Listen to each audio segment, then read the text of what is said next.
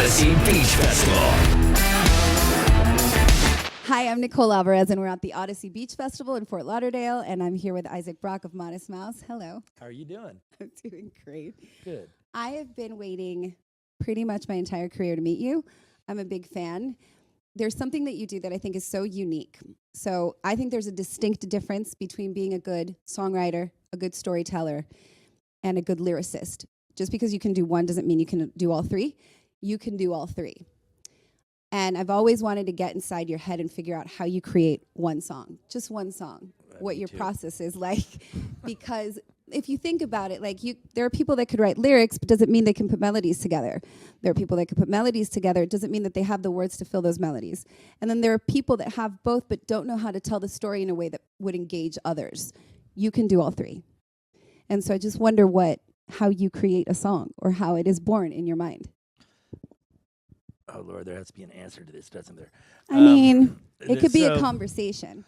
I'm hypercritical of other lyricists, and I have a lot of admiration for certain other lyricists. Can I ask you who are some of your favorites, maybe? Oh, easily. This is easy for me. Okay. The singer from what was called Silver G's Purple Mountains, R.I.P., the guy from The Drones / Tropical Fuckstorm, beep. That guy's phenomenal. Okay. Bob Dylan. Although I do think that he'll just rhyme before he'll try and make sense and make you make sense of it. Yeah. You know, like I've definitely listened to enough to be like, wait a minute, you weren't saying anything, and I just had to make up something for you, and that works. This guy Nate Lacey from Mimicking Birds, beautiful lyricist. Can I ask why these lyricists in particular stand out to you? Because you're really, really good at this. Because they get deep into your head somewhere that you like, or at least for me, I find that they find ways to access parts of my brain that I haven't. And I'm like, it's there. It's been sitting there dormant, and then whatever it is they say, like wakes it up, and I'm like, all of a sudden I've got a whole lot more information that was already there, but it's somebody just needed to and it's cool like that. That is so very cool. There's I know you've spoken ad nauseum regarding the new record, but there's a couple of things that I haven't caught yet that I want to talk to you about. The name Golden Casket means something particular to me, and I think that's the great thing about music is that we all get to interpret things our own ways, but I wonder why you named it Golden Casket, what the meaning behind it is for you. Oh, I mean, it's it's kind of a cute way to sum up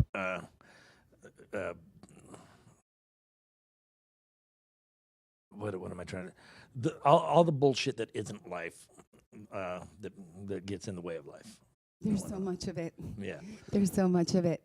All right, and then my other question about the album, when I listened to it or when you wrote it, we wouldn't be sitting here if it weren't for the pandemic, because you wrote it because of, and I think I heard you say that album wouldn't exist if the world hadn't flopped on its head. Yeah. Right? It gave me some free time. It gave you some free time. Okay. So when you wrote it, was it you processing the things that were happening, or were you translating the things that were happening for us? No, I'm not. I don't translate. I don't. Okay. I can't assume what's going on for other people. It was just. And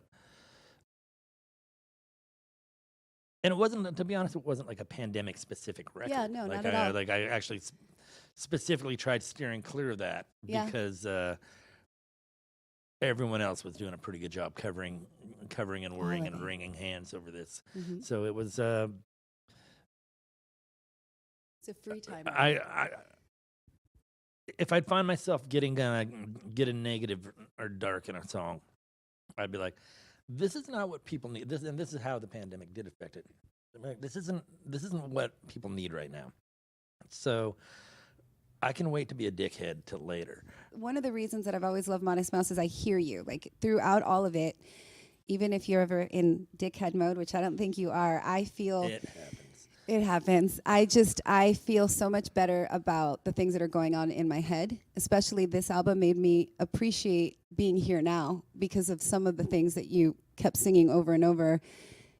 I'm never present enough to enjoy. I'm always either worrying about this or that. So many of us are, and this record, there's so many like just I mean, it starts with fuck your acid trip, but somewhere in the middle, you see yourself sitting there like, I appreciate what I have right here, right now. And I think it was just such a beautiful thing that you did. And then Lace Your Shoes destroyed me completely. Right. You had a really vulnerable moment. That's about your kids. Right. How do you go from fuck your acid trip to Lace Your Shoes? Lace Your Shoes was probably the first one I ended up coming with lyrics for, because I kept finding, like, just finding every, like, you know, there's the music for multiple, you know, various ones of the songs on the record, and I kept trying to turn them all into like these sappy things about my kids, and then I'd be like, stop it, and I just flush it, and then finally I couldn't write any other lyrics. I was like, just get it out of the way, just own this situation, and you know, be that dude singing about your kids. And so I did that, got it out of the way, and then the rest of it fell together. It's beautiful. It's absolutely beautiful. So thank you, because I have a kid and I'm going to use that song very often. As we're going into 2022, do you find yourself as an optimist or a pessimist? Honestly, I feel pretty optimistic, and things are going to get terrible. Like, so you have a sense of humor about it. Like we're gonna, like, it's not gonna be easy. No.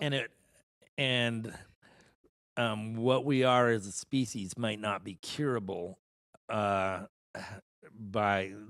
rational decision making and so on and so forth. This is a wild question. The meaning I could go so deep in the weeds with this. There's not enough time for that. Okay, no. My belief system is, and my experiences over the last 5 years, have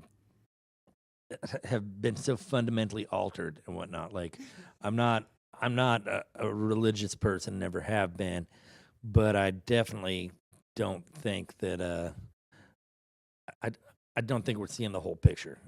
You know, like, science has a lot more stones to turn, and there's a lot more to us than I think that we realize. So if you had to give everybody advice, like one thing to take with them into 2022 or yourself, like, hey, in order to survive the fact that we're all screwed, because let's face it, we are, I would say do this.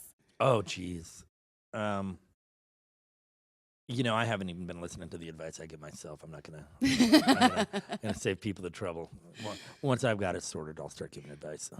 Isaac, it's a pleasure to talk to you, and one day I hope to sit down and talk to you so much more, because you are one of the most fascinating, just fascinating musicians in the business right now. But just, I think you're a cool human, and so this is quite an honor for me. Thank you very much. This was nice. Thank you. I love your album, all 7 of them, actually.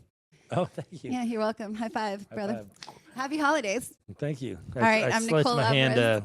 Yeah, I was going to ask, what is that? I had to get stitches the night before I came here to do this show because my hand wouldn't quit bleeding. Should I ask why? Well, since we're here, let's unpack. I decided, hey, I should probably get in shape again because this sucks. And so I started doing, like, working out, and I was really sore. And I was like, okay, I'm going to take an Epsom's bath because I can't even, like, if shit falls on the floor, I'm just like, it's gonna stay there. That's where it lives. And anything that wasn't, like, reachable without having to, you know. So I'm just hunching around. I decided to take this bath, and I can't get in the Epsom salts, and I'm banging it on the corner of the counter, and it just explodes and stabs, and, like, you know, I drop to a knee and blood spurts, kung fu movie style. What the hell kind of Epsom salt backwards? Well, they were in a glass.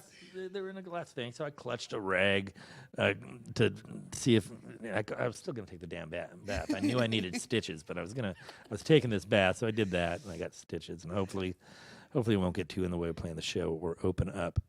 Again, one of the most fascinating people I've had the pleasure of talking to in so long, Isaac. Thank you very much again. You take care. That was Isaac Brock, Modest Mouse. We're at the Audacy Beach Festival. I'm Nicole Alvarez. Thank you for joining us.